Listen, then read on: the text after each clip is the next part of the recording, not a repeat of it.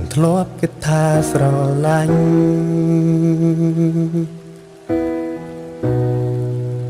មិនធ្លាប់គិតថាឈឺចាប់ដល់ពេលនេះមិនអាចបកថយក្រោយបា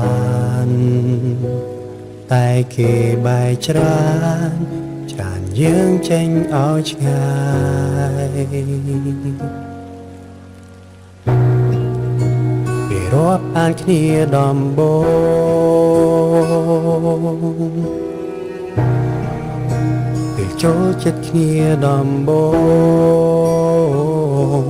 ក្នុងបេះដូង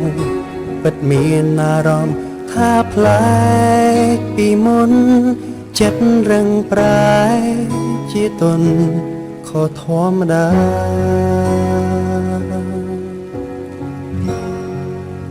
តែគេគ្មានបេះដូងចុងក្រោយគឺត្រូវឈឺចាប់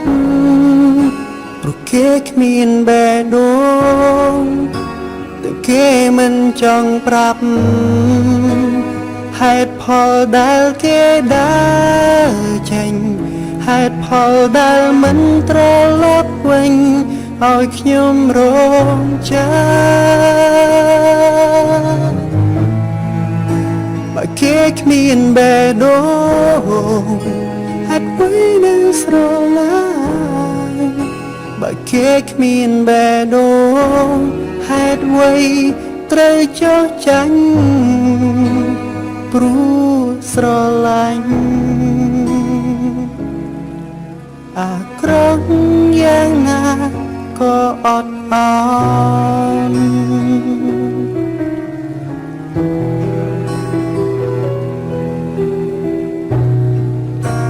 ធ្លាប់គិតថាគេធុញ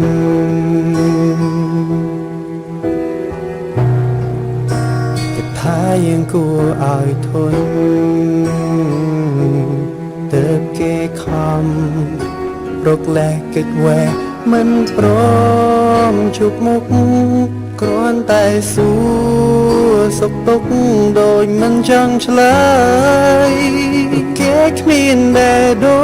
ងបើគ្មានបេះដូងតើនៅតែនឹងគេធ្វើអ្វី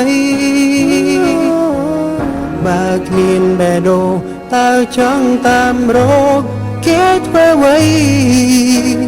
ព្រោះតែស្រឡាញ់ព្រោះនៅស្រឡាញ់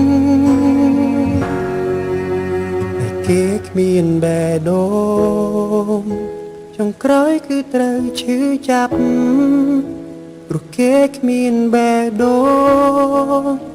ទើបគេមិនចង់ប្រាប់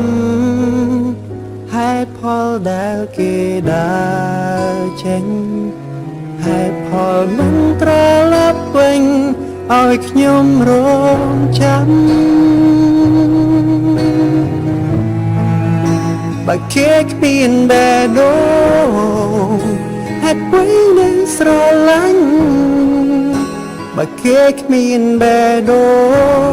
ហេតុអ្វីត្រូវចោះចាញ់ព្រោះស្រឡាញ់